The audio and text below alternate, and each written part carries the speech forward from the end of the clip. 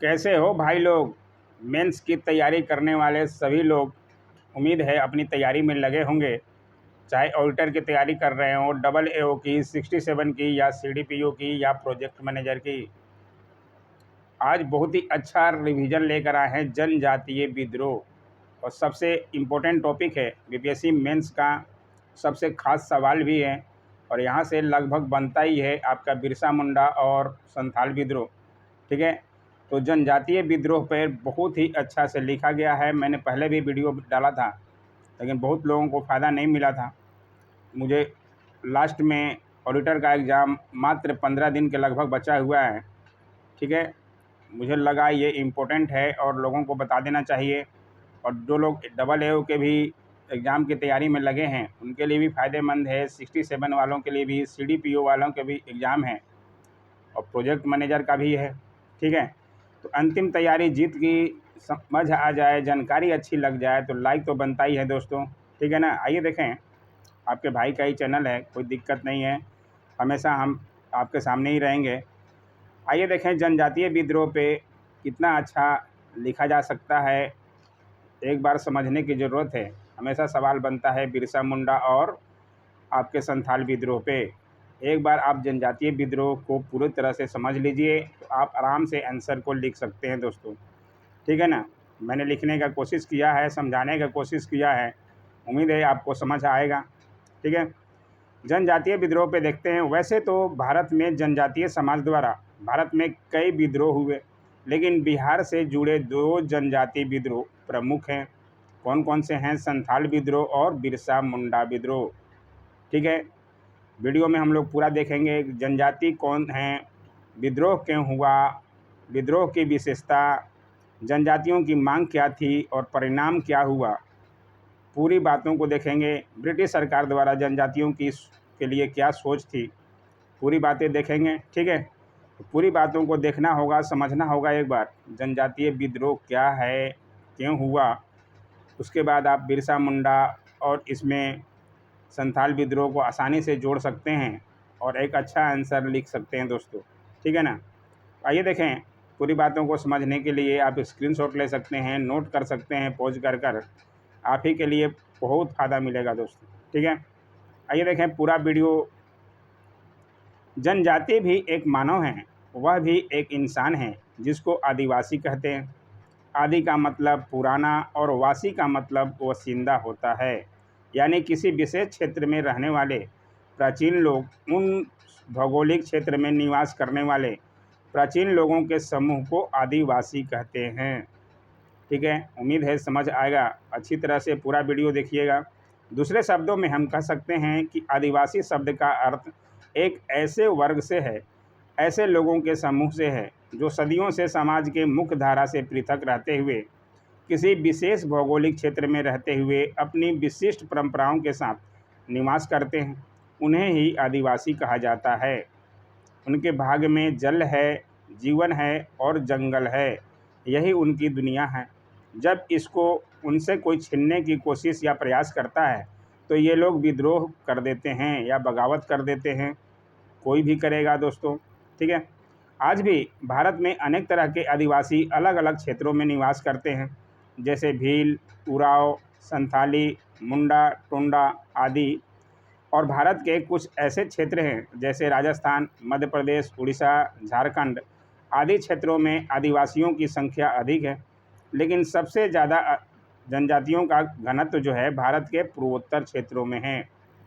ठीक है, जनजाति अब विद्रोह के क्या कारण थे, सबसे ज़्यादा इम्पोर्टेंट है, क्योंकि कारण जब तक आप जानिएगा नहीं कि क्यों हुआ था विद्रोह, तब तक आप आगे लिख नहीं पाएंगे दोस्तों। ठीक है, तो आइए देखते हैं कारण में। पहला कारण में लिखा है हमने, ब्रिटिश कंपनी का जब विस्तार होने लगा तो यह विस्तार मैदानी क्षेत्रों के साथ ही साथ जंगल, पहाड़ी, पठारी क्षेत्रों में भी होने लगा, जिसका परिणाम हुआ कि ब्रिटिश साम्राज्य के साथ उसके द्वारा विकसित जो शोषण का तंत्र था उसका भी प्रवेश जंगली क्षेत्रों में हुआ। ठीक है, शोषण के तंत्र में जमींदार, व्यापारी, महाजन हैं, इनका भी उन क्षेत्रों में प्रवेश शुरू हुआ जिनके सहारे ब्रिटिश सरकार अपने चेहरे पर अच्छाई का नकाब पहनकर हिंदुस्तान के निर्दोष लोगों का शोषण करने लगी। यहाँ के लोगों के सामने जो उनका चेहरा था वह आधुनिकता का चेहरा था। राजा राम मोहन राय ने कहा था, साम्राज्य तो हिंदुस्तान के लिए वरदान है, लेकिन यथार्थ यह है कि उस नकाब चेहरे के पीछे ब्रिटिश सरकार का वह नक्सलवादी चेहरा था, वह शोषणकारी चेहरा था, जो जमींदार, महाजन एवं व्यापारी के माध्यम से हिंदुस्तान के असंख्य लोगों का शोषण कर रही थी। इन लोगों का ब्रिटिश कंपनी के साथ ही साथ पहाड़ी, पठारी एवं जंगली क्षेत्रों में प्रवेश हुआ। ठीक है, पहला पॉइंट ये था क्या कारण में।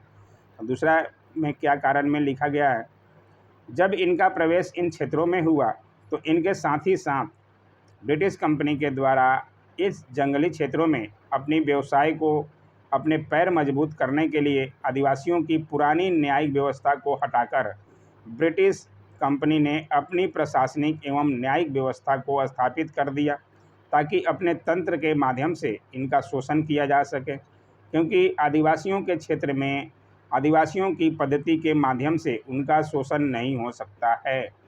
तो ये भी कारण था।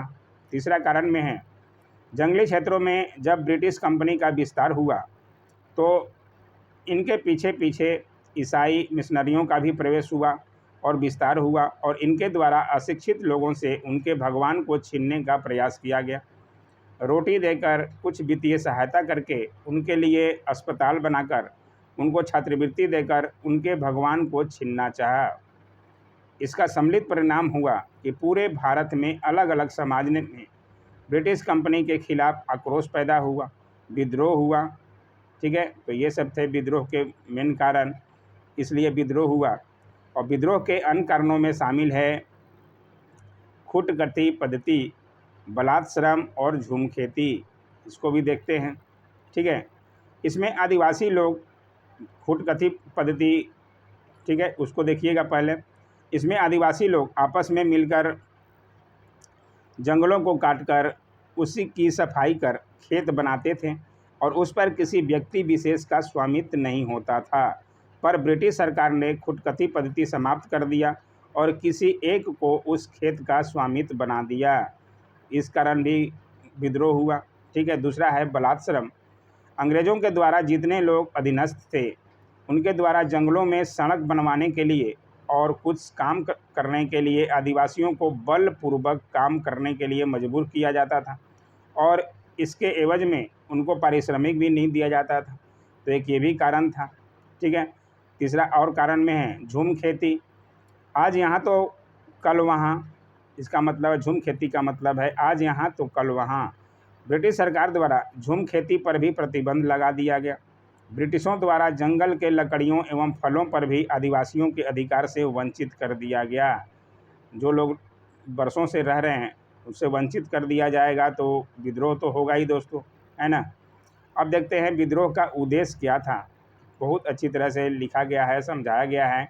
उम्मीद है आपको समझ आएगा, और प्री एग्ज़ाम ट्रेनिंग चैनल को सब्सक्राइब जरूर कीजिएगा दोस्तों। ठीक है, उद्देश्य क्या है। आदिवासी लोग चाहते थे कि जो ब्रिटिश नक्सलवादी लोग हमारे घर में घुस गए हैं, प्रवेश कर अपनी व्यवस्था लाए हैं, उसको समाप्त किया जाए, और जो सदियों पुरानी हमारी व्यवस्था है जिसका आधार है समानता, स्वतंत्रता, भाईचारा तथा जनजातीय परंपरा, उसी व्यवस्था को पुनः लाया जाए। आदिवासी लोग शहरी या बाहरी लोगों को दिक्कू कहते थे, यानी कि आउटसाइडर, दिक्कू का मतलब। ठीक है, ब्रिटिश सरकार की क्या सोच क्या थी, जनजातियों के प्रति क्या सोच थी, इसको भी देखते हैं। ठीक है, ब्रिटिश सरकार ने इस विद्रोह के प्रति समझौता की नीति को नहीं अपनाया, इनके दमन की नीति को अपनाया। सरकार ने इनके प्रति नरम या उदारवादी नीति को अपनाने का प्रयास नहीं किया, बल्कि इनको कुचलने का प्रयास किया, क्योंकि इन्होंने हिंदुस्तान में ब्रिटिश साम्राज्य के सामने चुनौती पैदा किया है।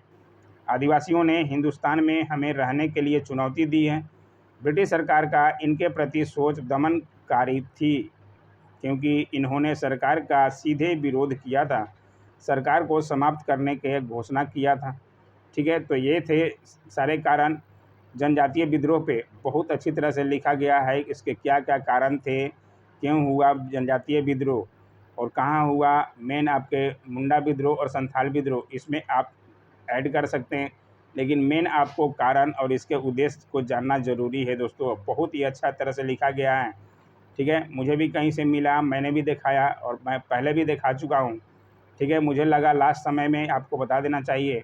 इसमें आप मुंडा विद्रोह, संथाल विद्रोह जो भी पूछे आप इसमें ऐड कर सकते हैं, लेकिन ये कारण आपको ज़रूरी है। दोनों का मेन एक ही कारण है, ठीक है। तो ये वीडियो था, उम्मीद है आपको अच्छा लगा होगा। जो लोग भी देखे होंगे पूरा वीडियो उनको अच्छा लगेगा ही दोस्तों, ठीक है ना। ऐसे ही वीडियो के लिए लाइक, शेयर, कमेंट और सब्सक्राइब ज़रूर करें दोस्तों। Thanks for watching my YouTube channel.